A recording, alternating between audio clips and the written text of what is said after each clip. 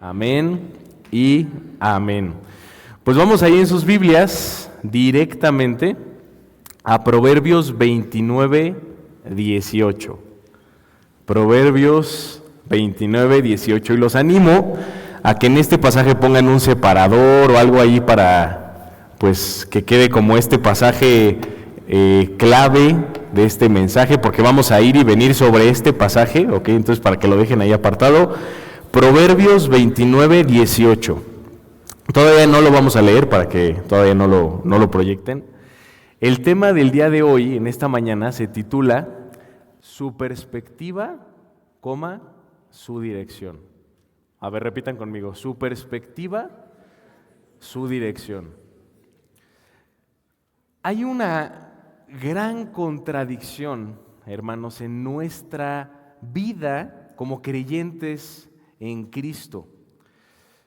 Una gran contradicción que ha sembrado una duda en mi corazón, y el Señor ha hablado fuertemente de esta contradicción en mi persona, pero también en su iglesia. Porque recuerden una cosa, quien comparte, si el mensaje es confrontador o es difícil de digerir, créanme que es primero confrontador para quien comparte, porque el Señor se dedica a pulirnos, ¿verdad? Entonces, este es algo que el Señor me confrontó en mi corazón, de esta contradicción que yo estaba teniendo y que todavía el Señor sigue trabajando, no es algo que ya se haya superado. Y es la siguiente: decimos confiar en Dios, decimos someternos a su voluntad, decimos buscar su dirección en medio de cualquier circunstancia en nuestra vida a través de su palabra, pero en la práctica, en la praxis, nos resistimos a ver las cosas desde su perspectiva. Empezamos a confiar más en nuestros instintos, en nuestra lógica, y me refiero a cualquier circunstancia en tu vida. Puede ser dentro de la congregación, pero también puede ser fuera de la congregación. Cuando decimos estar hartos de un trabajo, hartos de una persona, hartos de una situación, cansados, empezamos a ver la situación de nuestro país también como un cúmulo de problemas uno sobre otro, gobiernos injustos, liderazgos corruptos. Empezamos a ver todas esas circunstancias y tendemos a utilizar mecanismos de defensa contra esas circunstancias dañinas en nuestra vida. Cuando una persona está en contra de nosotros, cuando no estamos de acuerdo con algo, con una dirección, cuando queremos evitar algún proceso y empezamos a pensar desde nuestra lógica y en nuestra prudencia cuál sería la mejor manera de resolver esta situación o de huir de esta situación. Seguimos mirando nuestras circunstancias, los problemas, nuestras luchas personales, nuestras decisiones con nuestros propios ojos y nuestros sentidos terrenales. Repite conmigo, terrenales. Sentidos que están limitados, sentidos, ojos que son imperfectos, cargados de expectativas, llenos de juicio también. Y luego nos preguntamos, o sea, ya con esta situación, nos preguntamos por qué aún dando nuestra vida a Cristo y recibiéndole como Señor y Salvador en nuestra vida, sentimos frustración, decepción e incluso ansiedad en medio de cada uno de estos procesos o incluso en nuestra relación con Dios. Cuestiones como, ¿por qué Dios no me escucha? ¿Por qué no me contesta? ¿Por qué no me saca de esta situación? ¿Por qué no resuelve este problema? ¿Por qué no trae justicia a esta situación? ¿Soy el único que se ha sentido así o alguno se ha sentido así? Porque muchas veces a mí me ha pasado. El problema, realmente el núcleo del problema, es una distorsión, repite conmigo, una distorsión sutil pero muy peligrosa. Comenzamos a creer que es Dios quien debe servirnos a nosotros. Otra vez lo voy a volver a repetir. Comenzamos a creer que nuestra relación con Dios es Dios sirviéndonos a nosotros. Cuando la verdad es totalmente inversa, está totalmente al revés. Nosotros fuimos creados para servirle a Él. Él nos creó para servirle a Él. Y para servirle correctamente, para caminar dentro de su voluntad, necesitamos algo que casi nunca pedimos en nuestros tiempos de oración. Ahí les va, es un pequeño spoiler de lo que vamos a ver en uno de los puntos del tema, ¿ok? Sentidos espirituales afinados. Lo voy a volver a repetir para que lo escriban a quien guste ahí escribirlo, porque es algo muy importante. Solemos pasar por alto, pedir en nuestros tiempos de oración que Dios trabaje en nosotros los sentidos espirituales que nos ha dado y nos permita que sean afinados, que sean trabajados esos sentidos espirituales. Ahorita vamos a ver cuáles son. Necesitamos ojos que vean como Él ve las cosas. Necesitamos oídos que escuchen cómo Él habla y lo que Él quiere que escuchemos. Y necesitamos una sensibilidad al Espíritu Santo que nos permita reconocer su mano incluso en medio de las cosas o situaciones que no entendemos o donde hay incertidumbre. La palabra nos advierte, ahora sí, Proverbios 29, 18. Vamos ahí en sus Biblias. Proverbios 29, 18. Me avisan si ya lo tienen, ¿eh? ¿Listo? Proverbios 29, versículo 18. Dice así: donde no hay visión, el pueblo se desenfrena, pero bienaventurado es el que guarda la ley. En otras versiones dice, sin profecía, el pueblo se desenfrena. Donde no hay visión, el pueblo se extravía. Ahora, les quiero contar acerca de dos historias dentro de la palabra de Dios, donde vamos a ver estos ejemplos, donde Dios muestra su perspectiva primero antes de la acción. ¿Están listos? Y estas dos historias son de dos profetas del Antiguo Testamento, dos grandes profetas. El primero es el profeta Ezequiel. ¿Quién es? Ezequiel. Y les quiero que veamos algo dentro de la palabra de Dios. Vamos a Ezequiel capítulo 1. Ahí, dejen apartado Proverbios 29, 18, pero vamos a Ezequiel capítulo 1, verso 1 en adelante. ¿Ok? Vamos a leerlo. Ezequiel 1, del 1 en adelante. Dice, en el año 30, al quinto día del mes cuarto, estando yo entre los desterrados junto al río Quebar, que por cierto, aquí pausa, cuando dice junto al río Quebar, es una expresión de un lugar dentro de Babilonia. Entonces, primero yo les quiero hacer una pregunta. ¿Creen que Ezequiel se sentía cómodo estando exiliado en una nación que no era la suya? ¿Sí o no? Ok, entonces había cierta incomodidad, seguramente, o mucha incomodidad e incertidumbre en su corazón. Seguimos. Dice, los cielos se abrieron y contemplé visiones de Dios. Subraya eso en tu Biblia. Contemplé, repite conmigo, contemplé visiones de Dios. Aquel día 5 del mes, en el año quinto del destierro del rey Joaquín, la palabra del Señor fue dirigida al sacerdote Ezequiel. No sé si sabían esto, pero Ezequiel, antes de profetizar, él ya tenía un ministerio, que era un ministerio sacerdotal. Ezequiel tenía 30 años cuando la palabra de Dios vino sobre él, y coincide que para que un sacerdote en esa época pudiera ejercer su sacerdocio, tenía que cumplir precisamente los 30 años. Entonces, cuando Ezequiel tenía 30 años, en vez de ejercer sacerdocio, Dios lo llama como profeta. Qué curioso, ¿verdad? Pero dice, dirigida al sacerdote Ezequiel, hijo de Buzi, en la tierra de los caldeos. Es lo que les decía, la tierra de los caldeos es Babilonia, junto al río Quebar. Y allí vino sobre él la mano del Señor. Ahora, solamente subraya el versículo 4, porque no nos vamos a adentrar en la visión que tiene al inicio Ezequiel, pero dice versículo 4, mientras miraba, ¿qué dice?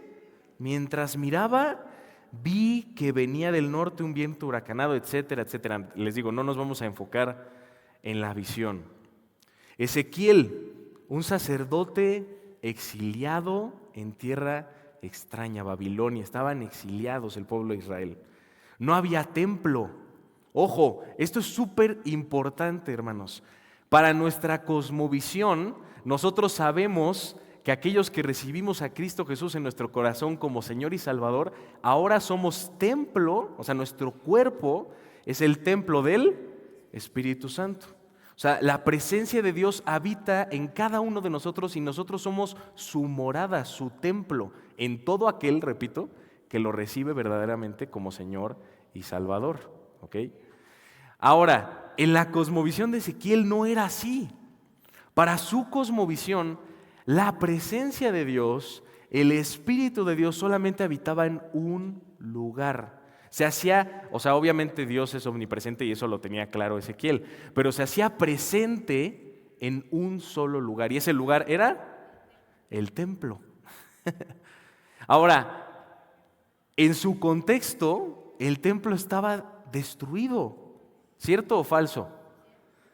Entonces, a lo mejor en la cosmovisión de Ezequiel, él pudo haber pensado, bueno, la manifestación de la presencia de Dios, ¿qué pasó ahí?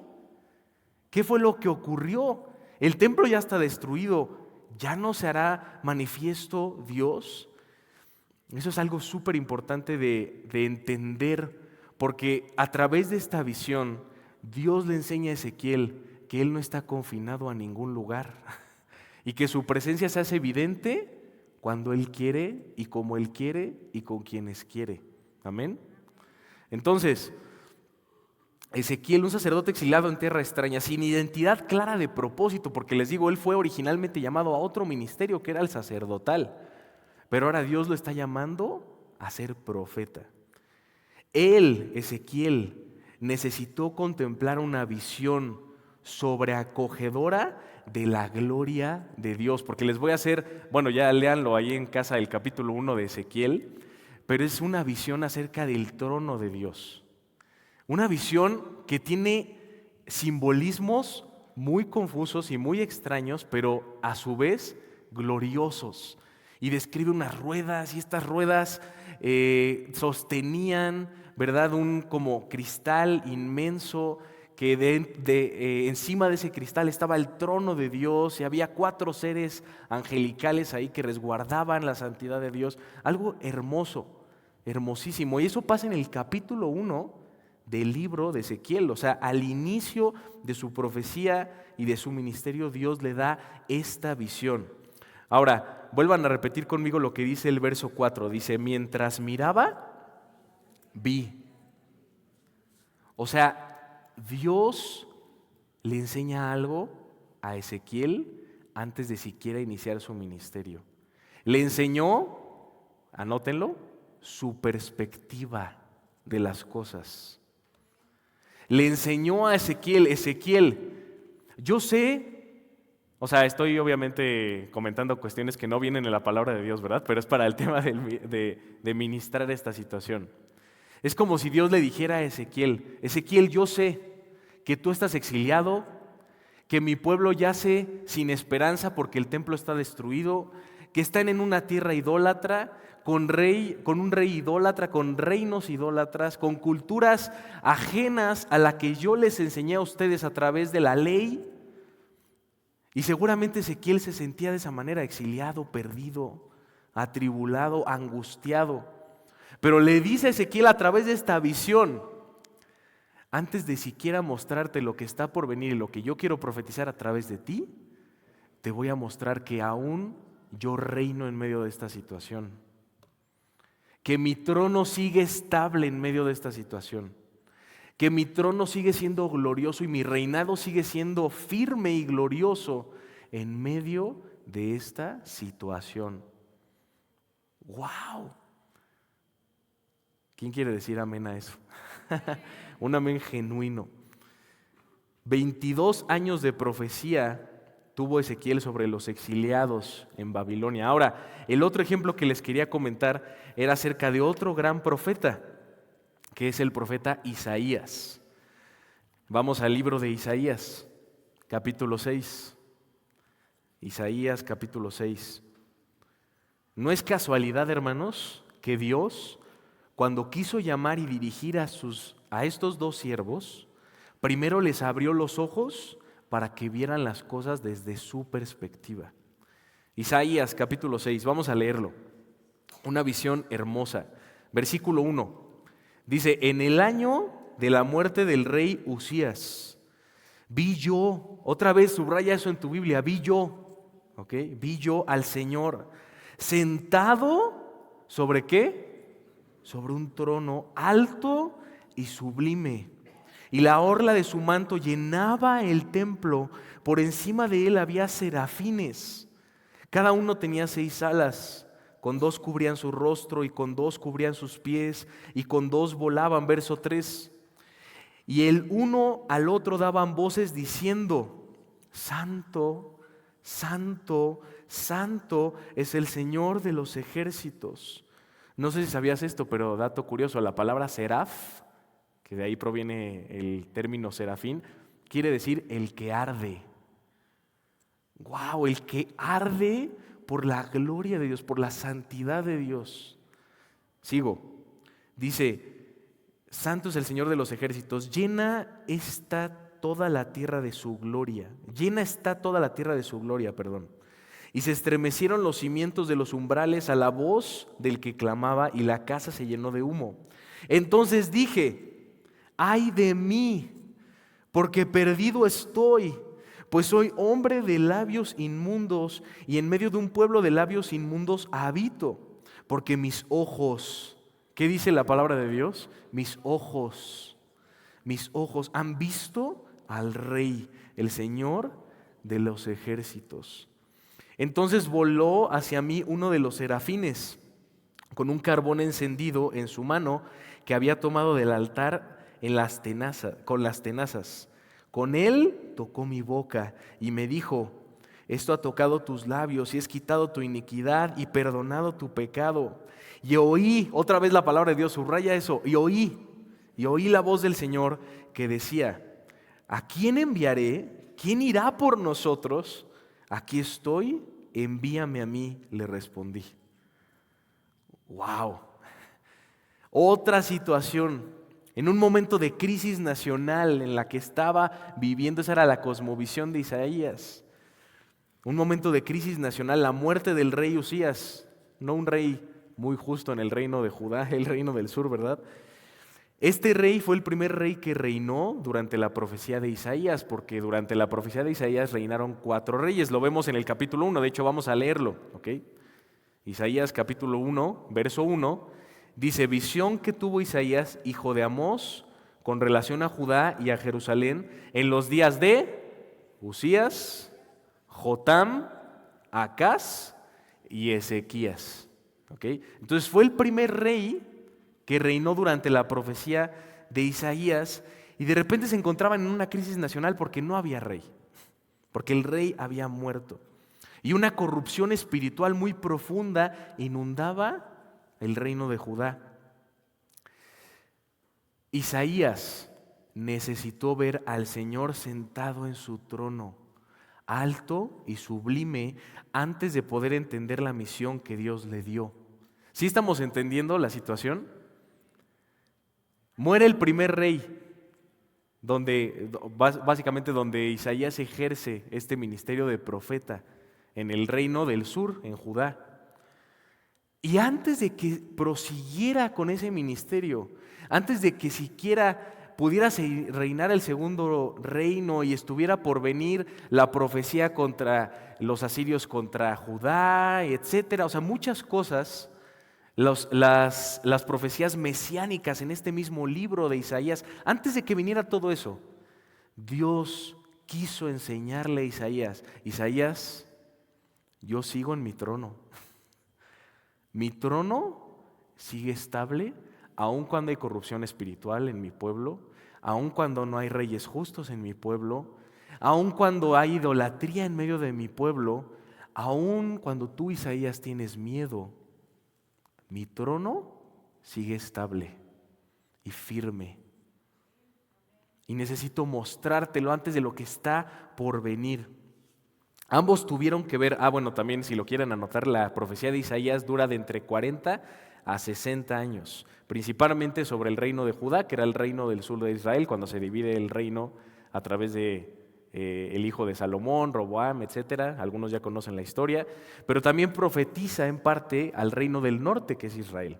Pero bueno, ahora sí, concluyendo esto, ambos tuvieron que ver, repite conmigo, ver, para después poder someterse a Dios, confrontar al pueblo, declarar esperanza de parte de Dios, servir al Señor y caminar en la dirección correcta. Antes de todo eso, tuvieron que contemplar la perspectiva de Dios respecto a lo que estaba pasando. La pregunta en esta mañana es, ¿estamos dispuestos a ver las cosas desde su perspectiva? No me respondas. Escuché un sí ahí por ahí, pero y qué bueno que lo hagan con esa convicción, pero sin contestarme lo voy a volver a preguntar. Y de manera personal, ¿estás dispuesto a ver las cosas desde su perspectiva? No desde tu perspectiva terrenal. Nuestra perspectiva terrenal, hermanos, es tan pesimista, es tan juiciosa, es tan limitada, es tan efímera. Nosotros podemos ver caos alrededor. Imagínense lo que vivían y vieron Ezequiel e Isaías. A lo mejor humanamente lo más lógico es que ellos hubieran perdido la esperanza, que no comprendieran por qué, o incluso me voy a una historia dentro de la palabra de Dios que incluso es más crítica en ese sentido. ¿Cómo creen que se hubiera sentido Job si no hubiera tenido la perspectiva de Dios en medio de su situación? Porque cuando Job le empieza a cuestionar a Dios de por qué le permite vivir esas pruebas tan críticas, Dios no le contesta más que con preguntas. Y le dice, Job, ¿dónde estabas tú? ¿Dónde estabas tú cuando yo puse los cimientos de la tierra? ¿Dónde estabas tú? Y mi pregunta es, ¿dónde estábamos nosotros cuando Dios ya había hecho su plan perfecto? Alrededor de nuestras vidas, en medio de nuestras vidas, a lo largo de la historia de la humanidad. ¿Dónde estábamos nosotros? Nuestra vida, como Eclesiastés lo declara, es polvo, hermanos. Y en un abrir y cerrar de ojos se va. Ahora, el primer punto de este tema, que los puntos van a ser un poco más breves que la introducción, el primero se llama nuestro desenfrenado corazón. ¿Cómo se llama el primero? Nuestro desenfrenado corazón. Como hijos de Dios, nuestro corazón, anótalo porque es súper importante, nuestro corazón no puede ser el guía de nuestras vidas. Hay muchas pláticas motivacionales, incluso sermones, lamentablemente un poco humanistas en ese sentido, que es como, no, el Señor pone esa confirmación y te da paz en tu corazón y de esa manera tú sabes que es la dirección de Dios, o en un discurso más humanista, ¿verdad? Sigue tu corazón porque tu corazón es el que va a dictar lo que tiene que estar por delante y lo que tú tienes que decidir.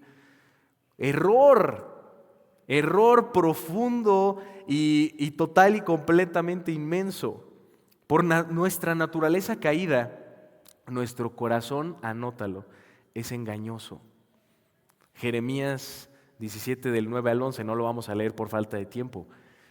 Pero el corazón es engañoso y en ese mismo pasaje nos aclara que el único que lo conoce es el Señor.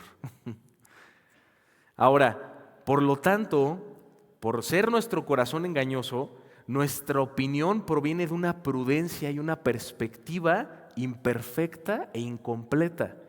Igual, si quieren más adelante leerlos ahí en sus casas, Proverbios 3, del 5 al 8, cuando nos dice la palabra de Dios, no te fíes en tu propia prudencia.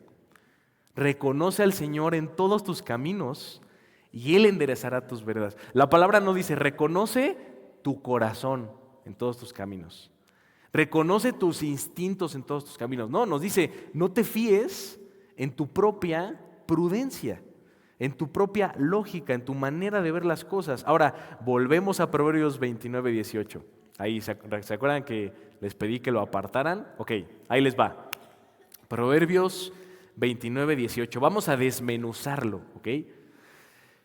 Dice, sin profecía el pueblo se desenfrena, mas el que guarda la ley es bienaventurado.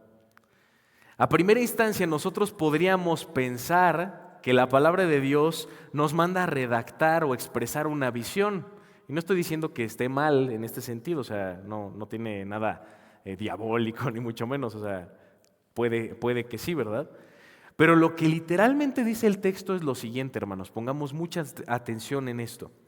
Dice, sin visión, esa palabra visión en el original hebreo es jasón, ¿ok? K-J-A-Z-O con acento N, jasón. Y quiere decir visión profética, sueño, contemplar, examinar, revelar e incluso quiere decir predicar. La palabra jasón. Jasón nos está diciendo sin visión, sin jasón, sin la revelación correcta, la cual es la perspectiva de Dios y por ende su dirección, el pueblo entra en descontrol. Repite conmigo, descontrol. Descontrol. Y la palabra descontrol, anótalo, es la palabra en hebreo pará, así como suena con acento en la última A, pará. Y pará significa menosprecia, cesa o disminuye. O sea, ¿qué nos está diciendo? Sin la perspectiva de Dios, que por ende es la dirección de Dios, la perspectiva, la visión profética de Dios, el pueblo menosprecia, cesa o disminuye su fuerza. Eso nos está diciendo. Luego dice, pero el que guarda, repite conmigo la palabra guarda, guarda. La palabra guarda en el original griego es shamar, S-H-A-M-A con acento R, shamar. Y shamar quiere decir cercar a su alrededor, proteger, preservar, atesorar, celebrar, conservar, custodiar, ejercer, esperar, mantener, meditar y velar. ¿Y qué nos dice que debamos shemar? O sea, ¿qué es lo que debemos cercar a nuestro alrededor, velar, guardar? La ley de Dios. Pero el que shemar, la Torah, o sea, la ley de Dios, Torah quiere decir ley de Dios, tal cual, en el original griego, es sumamente bendecido, pleno y dichoso. Se los voy a volver a resumir este pasaje, ¿ok? Sin la revelación, sin visión, ¿ok? Que es la revelación correcta y la perspectiva de Dios sobre las cosas. El pueblo entra en pará, entra en descontrol, o sea, menosprecia, cesa, disminuye su fuerza. Pero el que shamar, el que guarda la Torah, el que guarda la ley, ¿qué dice la palabra de Dios? Es bienaventurado. Ya entendemos un poco más lo que el Señor quiere que entendamos a través de su palabra, a través de este pasaje. No se trata de una redacción de la visión 2026 o la visión 2025, que vuelvo a repetir, no es que esté peleado con eso, ¿verdad? Pero va a algo mucho más profundo que simplemente redactar una visión. Va direccionado a buscar la perspectiva de Dios de las circunstancias que pasan a nuestro alrededor. Ahora, la pregunta es, ¿cómo podemos entonces conocer la perspectiva de Dios y ahora vivir conforme a esa perspectiva? Hebreos 5:14, búsquenlo ahí en su Biblia, casi en los últimos libros del Nuevo Testamento, ahí por Santiago. Hebreos 5:14, dice así, me gustaría que leyéramos todo el contexto de este capítulo, pero por tiempo no nos da. Pero vamos a enfocarnos en el verso 14. Este capítulo habla acerca de cómo la orden de Melquisedec sacerdotal se cumple a través de Cristo y es un misterio que está explicando el autor a los hebreos, básicamente. Y nos dice más adelante que no estamos siendo capaces de comprender estos misterios porque aun cuando ya somos cristianos, creyentes maduros, que deberíamos digerir la comida sólida, la carne sólida, tenemos que volver otra vez a la leche, y está exhortando a los hebreos. En este caso también obviamente aplicable a nosotros, ¿verdad? Y dice el verso 14, dice, pero el alimento sólido es para los que han alcanzado, ¿qué dice la palabra? Madurez. Para los que por el uso, subrayas en tu Biblia, es súper importante, para los que por el uso tienen los sentidos, repite conmigo, sentidos ejercitados en el discernimiento del bien y del mal. Entonces, este pasaje nos está hablando de sentidos que no son físicos, hermanos. No son sentidos físicos, no está hablando de tu vista física, no está hablando de tu oído físico, no está hablando de tu tacto físico, no está hablando de tu gusto físico, sino va en unos sentidos dirigidos a lo espiritual. Porque habla de que el uso de estos sentidos ejercitados en el discernimiento del bien y del mal. Entonces, vuelvo a preguntar, ¿cómo podemos entonces, al conocer la perspectiva de Dios, ahora vivir conforme a esa perspectiva? La respuesta es ejercitando los sentidos espirituales que nos fueron dados. Y ahorita vamos a ver cuáles son. El siguiente punto de este mensaje se titula, ¿cómo se llamó el primero? A ver, nuestro desenfrenado corazón. El segundo se titula, afinar los sentidos que nos fueron dados. Porque, ¿qué crees? Al tú recibir a Cristo en tu corazón como Señor y Salvador y al Espíritu Santo morar en ti, tú ya tienes esos sentidos. Ahora falta afinarlos, trabajarlos, dejar que el Señor pula esos sentidos en nuestro corazón. ¿Cuáles son los sentidos que por gracia nos fueron dados y deben ser afinados, hermanos? Ahí les va, anótenlos. El primero es oído espiritual. ¿Cuál es el primero? Oído espiritual. ¿Se acuerdan? A ver, ¿quién ha leído aquí los 4 relatos del Evangelio? Levanta tu mano. O alguna porción donde Jesús está predicando y decía lo siguiente: el que tenga oídos, que oiga. Ahora, mi pregunta es, a menos que hubiera alguien ahí que tuviera alguna discapacidad auditiva, ¿verdad? Porque si era así, y a muchos de esos también el Señor los sanó, ¿verdad? Pero quitando eso de lado, o sea, dejándolo ahí como algo que podía pasar, pero no era el común denominador, todos los que estaban ahí podían escuchar físicamente. ¿Cierto o falso? Pero ¿por qué no todos le seguían? ¿Por qué no todos creían que genuinamente Jesús era el Mesías? ¿Por qué no todos lo declaraban como Señor? Porque Jesús está hablando de un oído que no es físico. Y vamos a verlo aquí dentro de la palabra de Dios. En Juan 10:27, Jesús hablando de sus discípulos, ¿ok? Juan 10:27 dice, mis ovejas oyen. Escucha, no está hablando de un sentido físico. Oyen mi voz y yo las conozco y me siguen. Jesús afirma que sus ovejas tienen la capacidad de reconocer su voz. ¿Eres oveja? ¿O eres carnero? ¿O eres cabrito? Isaías 50, verso 4, dice, Jehová el Señor me dio lengua de sabios para saber hablar palabras al cansado. Despertará de mañana y de mañana despertará mi oído, para que oiga como los sabios.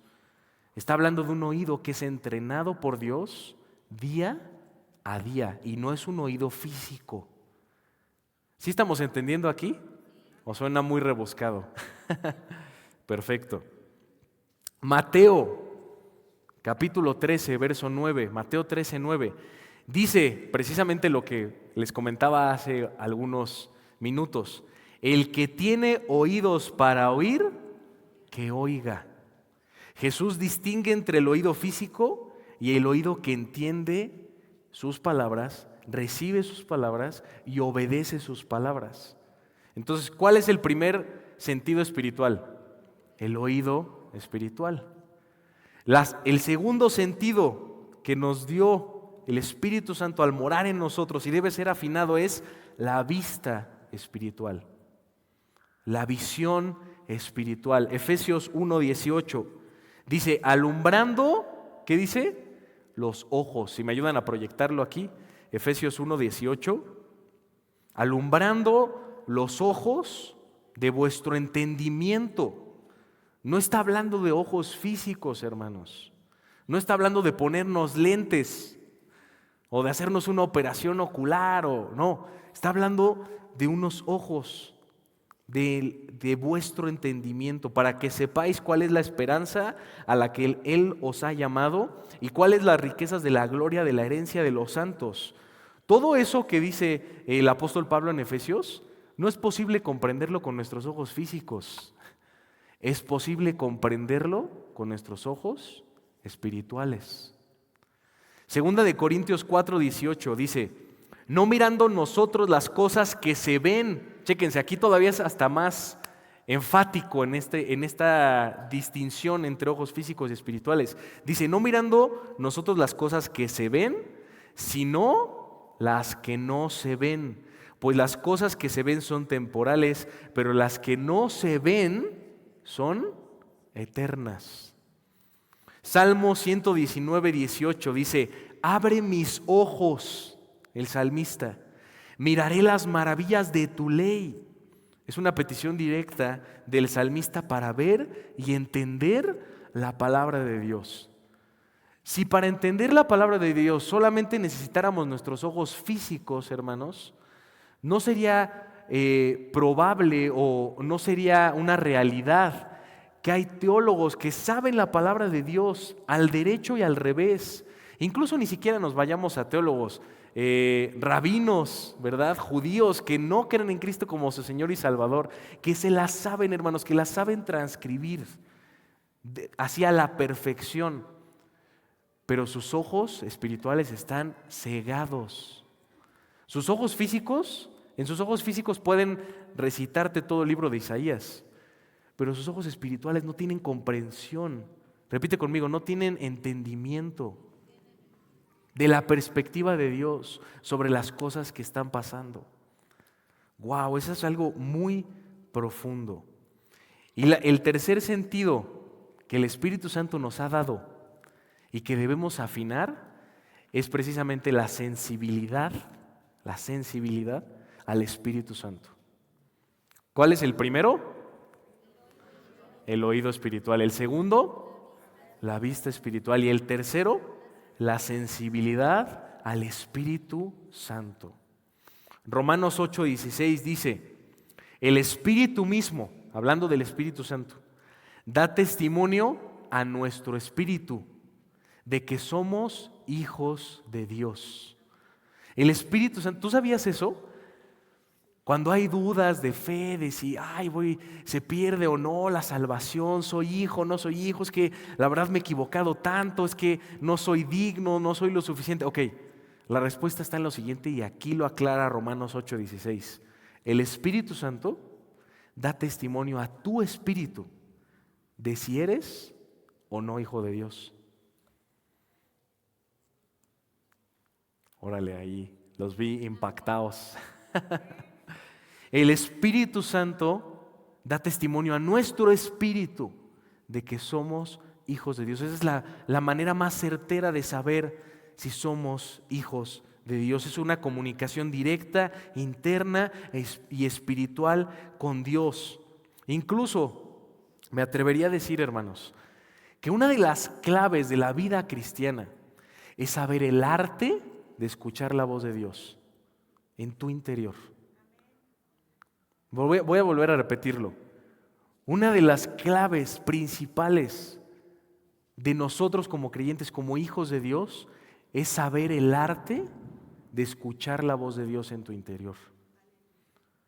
De saber recibir su respuesta, te sea cómoda o no te sea cómoda. Te sea fácil digerirla o te sea difícil digerirla. Te sea fácil aceptarla o te sea difícil aceptarla.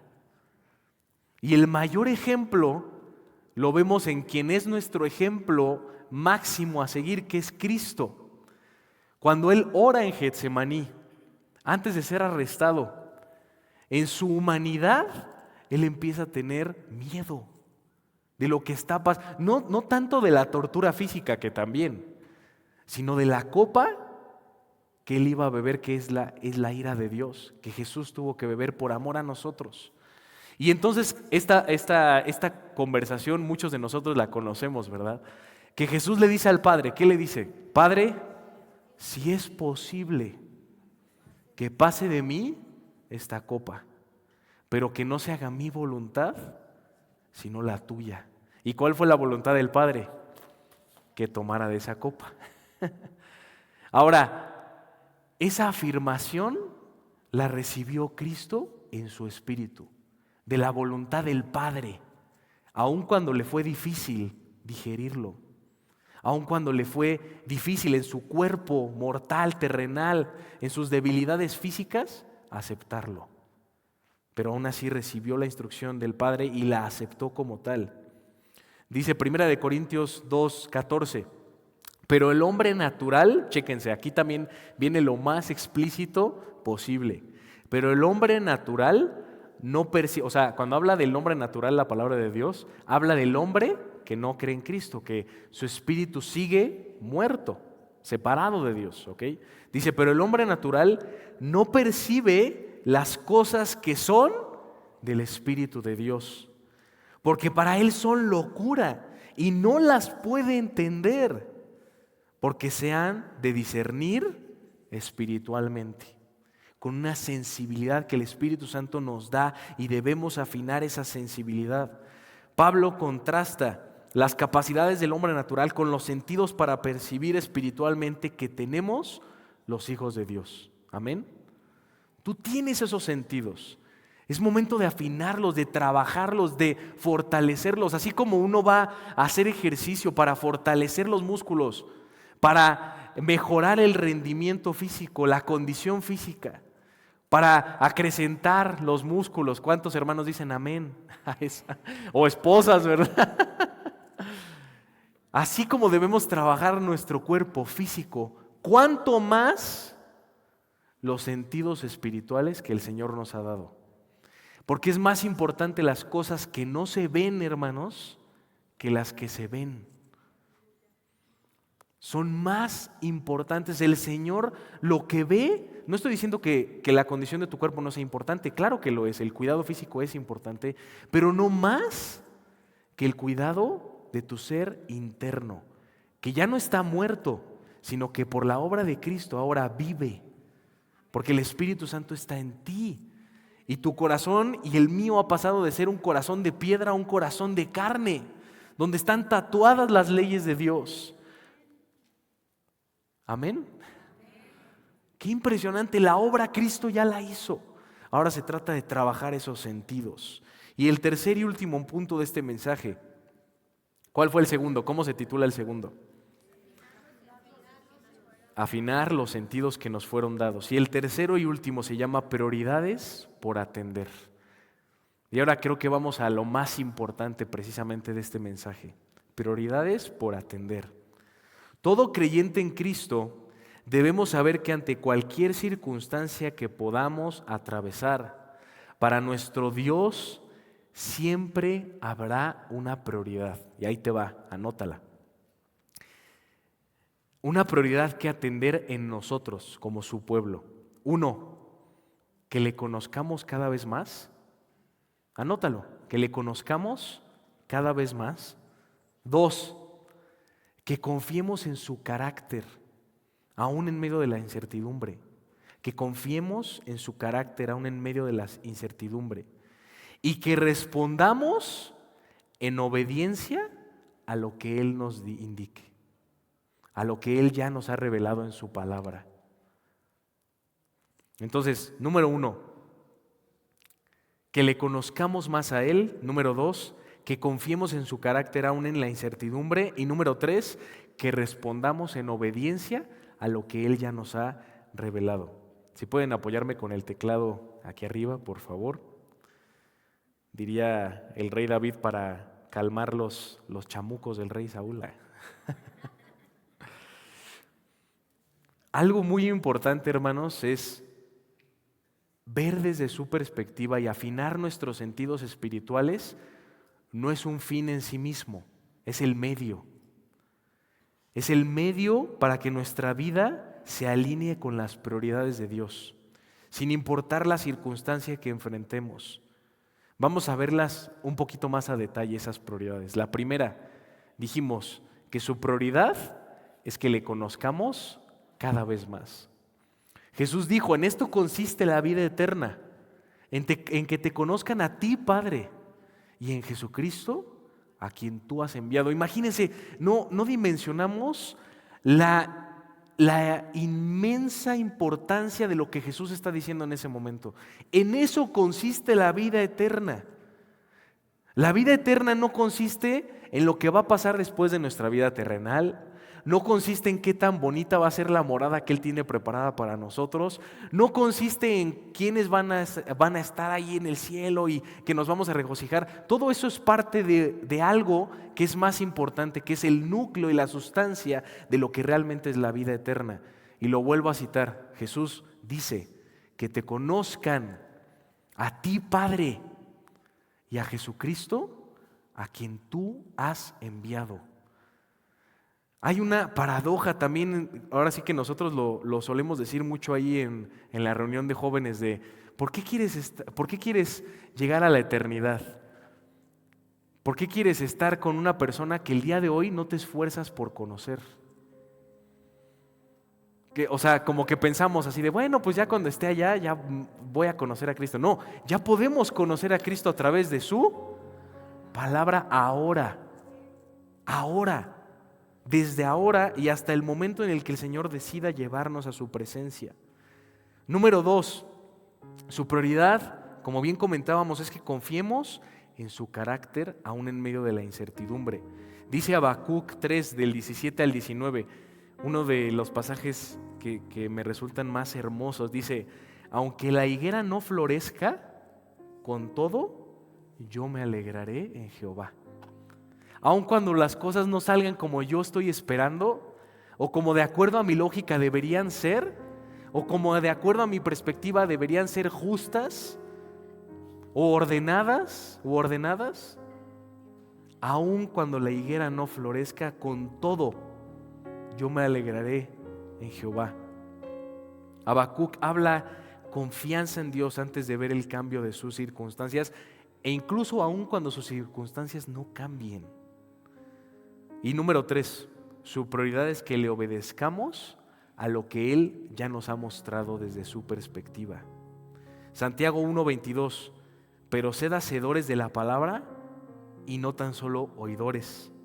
De nada sirve un oído entrenado o una vista espiritual afinada si no desemboca en obediencia práctica a Dios y a lo que manda su palabra. Y me gustaría cerrar con esto, hermanos. Se los quiero leer así tal cual, estos 2 párrafos. Pase lo que pase, sea peligro, tormenta, enfermedad, prueba, las prioridades que Dios quiere que atendamos no cambian. Que le conozcamos, que confiemos en Él y que le obedezcamos. Y es precisamente ahí, en medio de esas circunstancias difíciles, donde su presencia se vuelve más latente en nosotros. Como lo expresa Spurgeon en la siguiente frase, se las quiero leer. Los puritanos creían en un Dios omnisciente. Poder sentir a Dios en todas partes, en lo pequeño y en lo grande, al levantarnos y al sentarnos, al salir y al entrar. Cito, dice, no puedo imaginar una vida más bendecida ni un espíritu más conectado con el espíritu del glorificado que la mente y el corazón de quien vive en Dios, quien sabe y siente que Dios está siempre presente. Si te encuentras en peligro, en medio de una tormenta o enfrentando una enfermedad, y oyes una voz que te dice, ciertamente el Señor está presente en este lugar, encontrarás paz absoluta. Amén. A veces damos por sentado que nuestro Señor es omnipresente y lo es, pero Él también quiere hablar a lo más profundo de tu corazón, en esos silencios. No le tengas miedo al silencio. En esos silencios es donde el Señor habla, donde afina tus sentidos espirituales, donde te permite ver la perspectiva de las cosas. ¿Qué es lo que está pasando espiritualmente en medio de Toluca? ¿Qué es lo que está pasando espiritualmente en medio de su iglesia? ¿Qué es lo que está pasando espiritualmente en medio de tu familia? ¿Qué es lo que está pasando espiritualmente en medio de tu trabajo, de tu negocio? Busca la perspectiva de Dios. Y al contemplar esa perspectiva, pídele que Él vaya afinando tus sentidos espirituales para que entonces puedas conocerle más, confiar en su carácter aún en medio de la incertidumbre y obedecerle. Amén. Así que vamos a orar. Señor, gloria a Dios, gloria a Dios. Gloria a ti, Señor. Te damos gracias, Padre, por tu palabra en esta mañana, Señor. Gracias porque tú, Señor, eres confrontándonos, trabajándonos, hablando a nuestro corazón, Señor. Te pido, Padre, que nos permitas conocerte cada vez más, que nos permitas ser obedientes a tú, de acuerdo a la revelación de tu perspectiva que está en tu palabra para nosotros, Señor. Que nos permitas confiar en tu carácter, aun cuando nosotros no entendemos las cosas que están a nuestro alrededor o pasando en nuestro corazón, que pidamos ver tu perspectiva y busquemos con todo nuestro corazón hallarla y vivir conforme a ella, Señor. Te damos gracias, Padre, porque tú has sido bueno. Afina nuestro oído espiritual, afina nuestra vista espiritual, afina nuestros sentidos para percibirte a ti, Espíritu Santo. Te damos gracias, Padre Santo. Ponemos este tiempo en tus manos. Permítenos buscar tu perspectiva y por ende vivir en tu dirección, Señor. Te damos gracias y te amamos en el nombre de Cristo Jesús. Y todos decimos amén y amén. Gloria. Hola, ¿qué tal? Me da mucho gusto saludarles y quisiera simplemente comunicarles que gracias a todos ustedes a través de todas las naciones del mundo que aman la palabra de Dios y que realmente están interesados en que nosotros como organización Vida Nueva para el Mundo y Armando Alducin Ministries continuemos predicando el Evangelio de la Gracia de Jesucristo y que podamos nosotros continuar haciéndolo gracias a sus donaciones. Este año cumplimos 46 años de ministerio, 46 años donde hemos predicado, hemos enseñado, hemos tenido seminarios y de diferentes formas de estudios bíblicos alrededor del mundo y hemos pensado y considerado de una forma fiel el Evangelio de la sana doctrina de Jesucristo. Nosotros, con todas estas donaciones, tenemos que sostener pastores, misioneros, obras, equipos de televisión y aún continuamos buscando la manera de poder elevar este ministerio. Hasta este momento quiero que ustedes estén enterados que no tenemos una sola propiedad como organización y así hemos trabajado durante 46 años porque le damos la importancia a la evangelización, a las misiones y también a los hombres de Dios para levantar más pastores. Le damos las gracias y que pueda Dios con su gracia tocar sus corazones y que puedan ustedes invertir en un terreno donde es fructífero, porque creemos que ha producido bastante buen fruto para la gloria de Dios. Gracias, muchas gracias por sus aportaciones y por las donaciones que sabemos ustedes continuarán haciendo para que podamos continuar siendo fieles en la predicación del Evangelio de la gracia de Dios. Que Dios les bendiga.